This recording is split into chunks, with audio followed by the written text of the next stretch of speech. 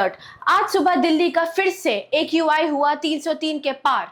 वजीरपुर, जहांगीरपुर जैसे कई जगह दिल्ली में 400 प्लस पार AQI।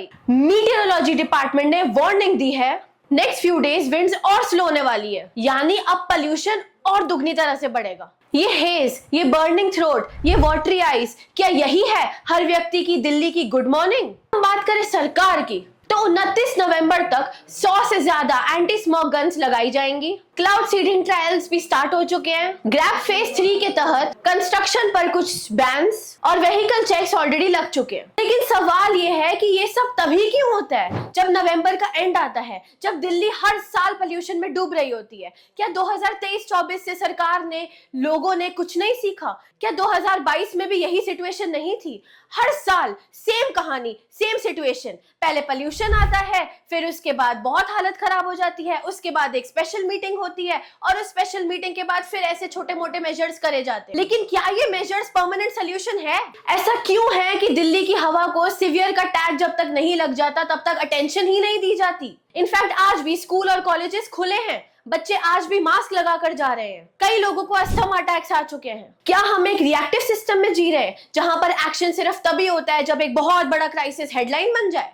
और ऐसे हालातों पर भी कभी कभी तो ऐसी अपडेट्स आ रही हैं कि सिचुएशन अंडर कंट्रोल। रियली? पराली बर्निंग आज भी पंजाब हरियाणा बॉर्डर की हवा के साथ आ रही है। अब जरूरत सिर्फ रूल्स की नहीं है, रियल इंप्लीमेंटेशन की है। कारपूलिंग और पब्लिक ट्रांसपोर्ट भी तो तभी चलेंगे जब लोगों को सही ऑप्शंस मिलेंगे। ग्रीन दिल्ली के स्लोगन्स तभी मीनिंग रखेंगे जब साफ हवा सचमुच मिलेगी। इस समय दिल्ली की हवा सिर्फ धुंधली नहीं है, बहुत ही ज्यादा डेंजरस है। दिवाली के बाद से पोल्यूशन बढ़ गए, विंटर सीजन आ चुका है और ये कोई नई बात नहीं है। हवा ही बीमार हो तो लोग कैसे सेहतमंद रहे?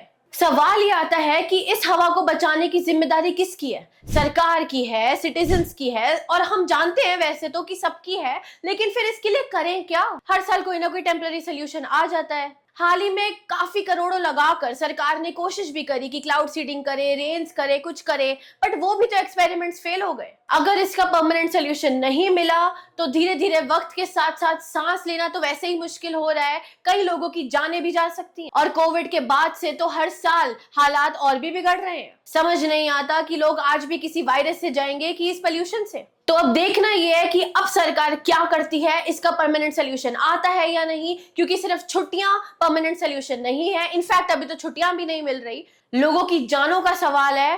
तो देखना ये है, और इस वीडियो को ज्यादा से ज्यादा शेयर करें। पोल्यूशन कंट्रोल ऑर्गेनाइजेशंस को इस वीडियो के नीचे टैग किया जाए। हम जितनी अवेयरनेस बढ़ाएंगे, जितना लोगों के अंदर समझ आएगी कि ये कितनी सीरियस सिचुएशन है, उतनी ही तेजी से हो सकता है इसका कोई सोल्यूशन आ जाए। तो ऐसी और खबरों के लिए हमारे साथ बने रहिए, जुड़े रहिए। मैं हूं लावण्या, NB न्यूज नेटवर्क से।